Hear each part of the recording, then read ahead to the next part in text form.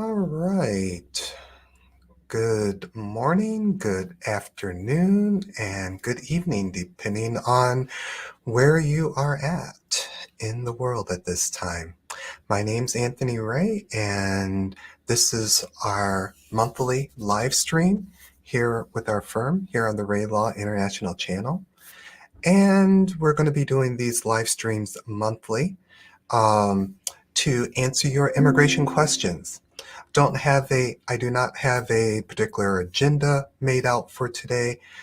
We will touch on a couple things regarding the H-1B because it is H-1B season. There's a lot going on, but really this time is set for you, those who log in.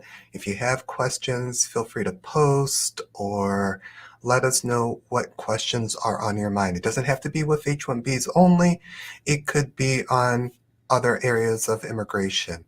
Let me do a brief introduction. You can absolutely find out a lot of information about us on our YouTube channel and our website, and also on our LinkedIn page.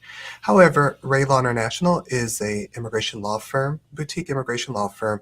We represent organizations, corporations mainly, both nationally and internationally.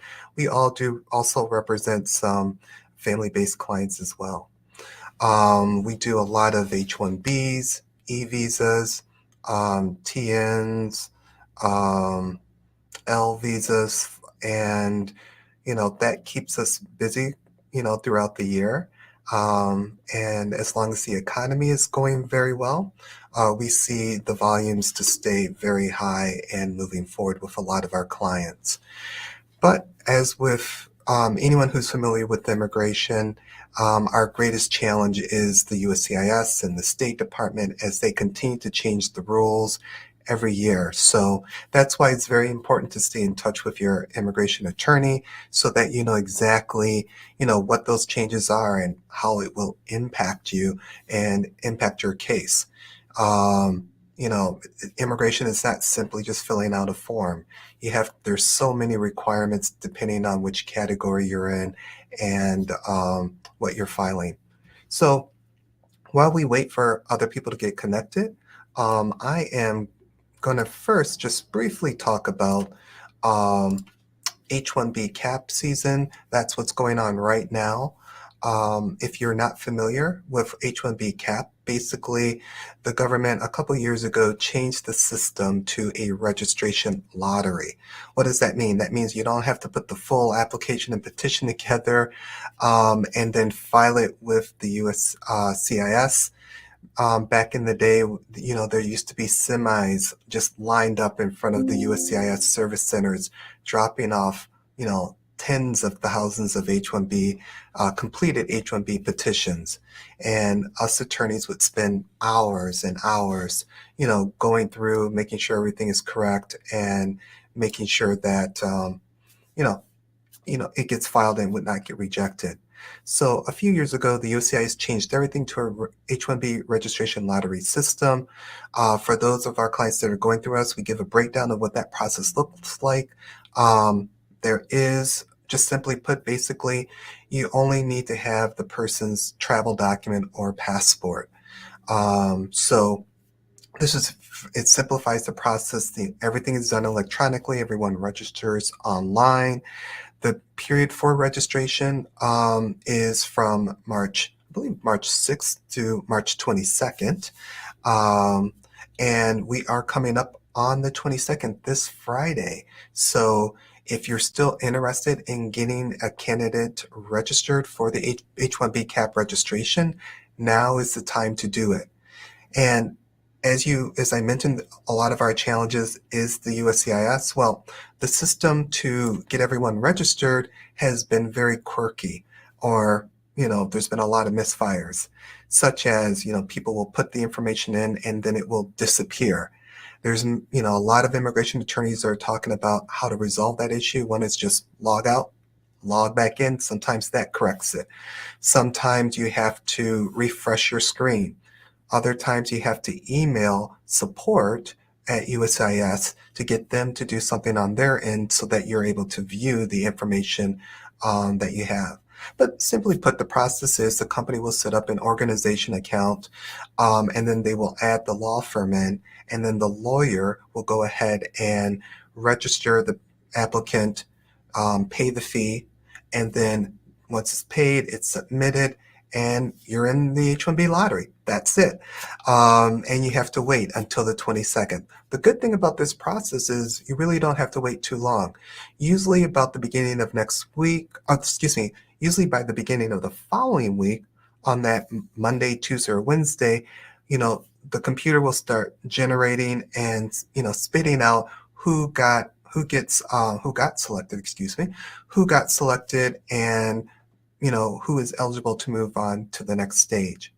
Now, last year, under the slightly modified system, there was over 700,000 applicants. This year, they tweaked it a little bit so that, even though 10 employers files for the same employee, that person would only be counted once for H-1B cap purposes, which is great. That's supposed to still limit things a little bit. So we may go from, let's say, 700,000, maybe down to 300,000 as we had in the old days. The chances is still not a guarantee, but your odds should be a lot better than it was last year. I think last year we would tell clients anywhere from, 20 to 30% chance of getting selected. Hopefully those odds increase slightly due to this modification the USCIS is implementing this round in the H-1B cap registration lottery. So that's the lottery. If you haven't registered, reach out to us. We'd be more than happy to help you get that in. Friday at noon is the deadline, not in the business day. Friday at noon is the deadline. So don't wait till the last minute. We're encouraging all our clients to get registered, get in there. Glitches with the systems, you don't want a glitch or a problem with the system be the reason that you were not included in the lottery. And this year, the filing fee is still just $10. So, there's little risk. So just keep that in mind. H-1B cap registration coming up. Now, the next thing that I wanted to touch base on is we do have a video about H-1B petitions for 2024. That video will be coming out this week. Check that out. It's on our YouTube channel, and it should be on our LinkedIn. But what we're going to go over is basically, what's included. What do you expect? What are the steps for the H-1B process? All too often at maybe larger companies, the employees are unfamiliar about the process their case is going through. So even once you're selected from the H-1B lottery, or let's say you're doing a transfer or you need an amendment, this is going to take you step by step to kind of explain what happens and what to do once you get your approval notice. So that is coming out. We will have that in English. Later on, we'll have that in Spanish and in Japanese as well. So feel free to check that out. That's coming out this week. And we'll be putting out a video each month to kind of give you an update about what's going on in immigration, give you a little bit more education. But if you want something very specific tailored to your situation, it's like, hey, what about my facts? What do I need to do? Do I even qualify for the H-1B or some other visa category, such as the L or E? Then you're really going to want to reach out to us, give us all the details and facts of your case, and, let us know and help us tailor something for you so that, you can really get the answers in your situation. Everyone's facts, their education, their experience, their jobs are all going to be very unique. So you want a really detailed analysis of your H-1B petition. So one of the other things H-1B filings for the caps, once they're selected, we file from April 1st. You have 90 days to file, so there's going to be a mad rush.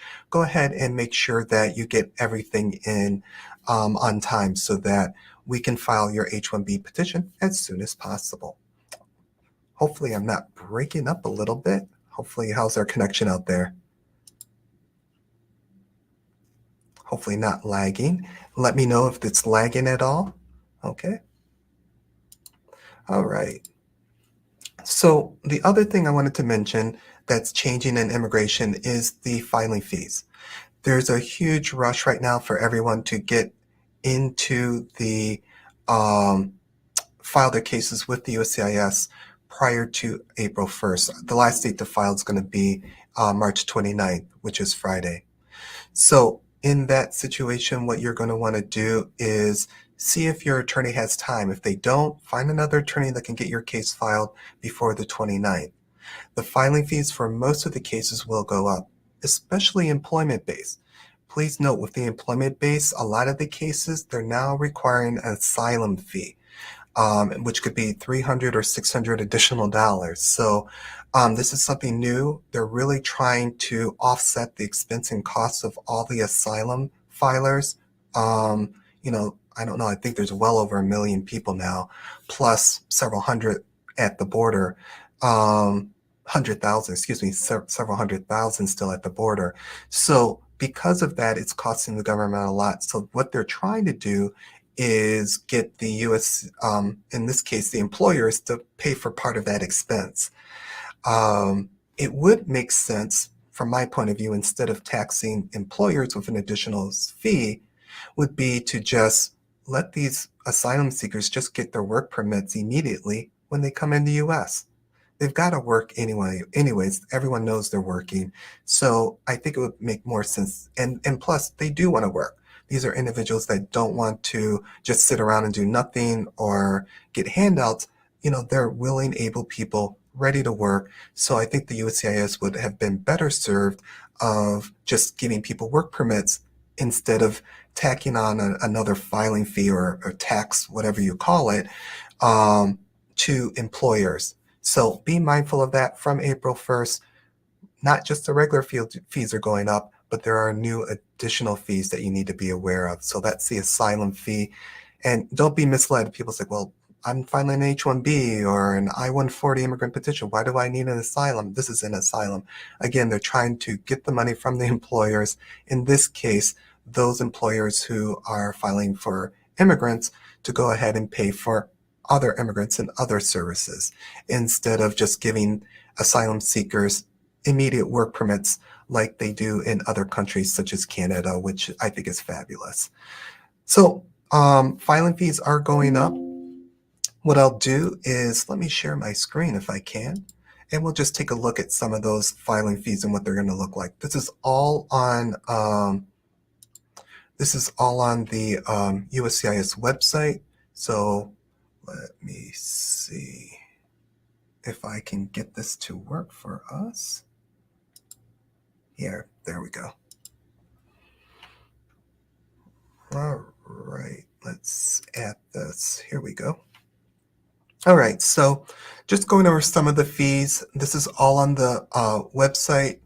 I don't know if I can post this in the chat, but I will. The link. You guys can always check that out. There it goes. Feel free to search or browse with me. But going to the I-129 H-1Bs, another thing to remember here is not only do you have to be concerned about the fees increasing, you can see from 460 going up to 780, you have to see, is this a small employer or is this a nonprofit? Now, my understanding, the nonprofit in this case does not need to be affiliated with the university. It's just all nonprofits get a break in small employers. Small employers are following that same rule we see earlier under H-1Bs, 25 or fewer employees, 26 or more, you pay the regular fee. So be mindful of that as we're filing. I would assume there's going to be a lot of rejections because people are not paying attention to these details. I mean, you can be 2 or 3 options, or your organization may grow or change or evolve as we go through the process. So be mindful of the H-1B filing fee before you file. Get to know the new system. For those who file H-2As and H-2Bs, as you can see, there's a lot of other options based off of small employers or large employers. Feel free to check that out as well. let's just hop down. I know we're not taking a lot of time today. Again, if you guys have questions, feel free. If no one has any questions, we'll probably stop a little earlier. Um, but type in your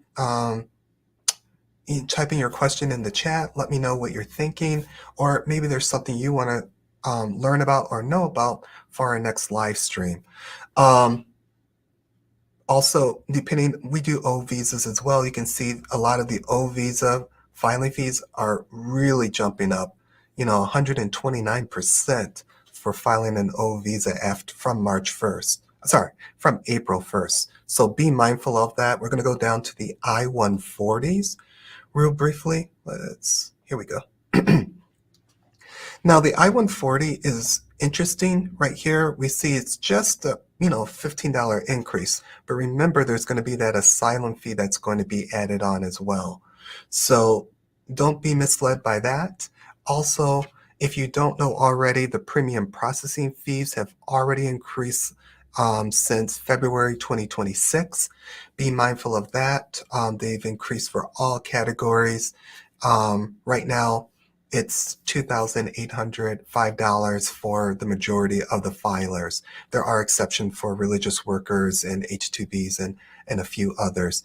The good thing about premium processing, they did expand that to include some other visa categories, such as beneficiaries on the H-4, but also their work permits, the EEDs. Because of the backlog, people want to get that work permit earlier. And then also for F1 students as well, which is going to speed up that process so they can start their studies on time, which will be great. So just be mindful of some of those additions. So in here is the complete list of what the fees are going up. I-485s are going up. If you're filing naturalization, those are going up too. Hold on, let me pull that up as well. Let me see if there's any questions. No questions yet. Okay. So one of the other changes that's happening from April 1st, whether it's good or bad, we'll find out real soon in a couple weeks, is when you're filing, for example, the N400, you can file online or you can file by paper. And some of the times, what we found is the online system, like we're experiencing right now with the H-1B cap registration, is not reliable. And we've heard other, stressful stories, not horror stories, but just problems with the system, the integrity of the system, which is very concerning, especially if you don't have a receipt notice in hand. It's generally a $50 difference between online filing and paper filing. The benefit of having the paper filing is you actually have something physically in hand with that receipt notice. So keep that in mind, okay? So be mindful of that. Hold on just a moment.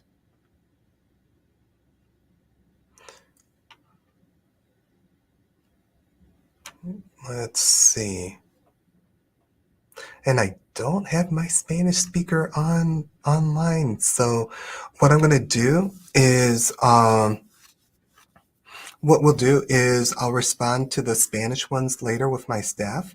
But thank you, Peluchin, for watching. Buenos dias. Feel free to call us. If you call the number, we do have our Spanish assistant waiting and can take your call or take your question or set you up for a free immigration consultation in Spanish. So we would love to, directly respond to you in the language that you're most comfortable speaking. So thank you, thank you. All right, other questions? So that's that's the main thing I wanted to share with you guys today in our live stream. Remember, this is your time to ask questions. Next time, I'll try to make sure I have one of our bilingual staff Spanish speakers on board so that we can at least respond directly live stream. But feel free to reach out to us. The number's there. You can also email us. We'd be happy. Thank you for joining us today. If there's no other questions, we're going to end for today. And just thank you for joining us. We'll see you next month. Look for our newsletter, which has additional information. This month we had O visas. We talked about O visas. In that newsletter, it's just a simple thing. You get on our mailing list, and then we'll send that out to you. And it'll also have our next live stream, the date for our next live stream out there. Well, everyone, thank you for joining. Again, my name is Anthony Ray, and we look forward to talking to you next time. Okay, take care. Bye now.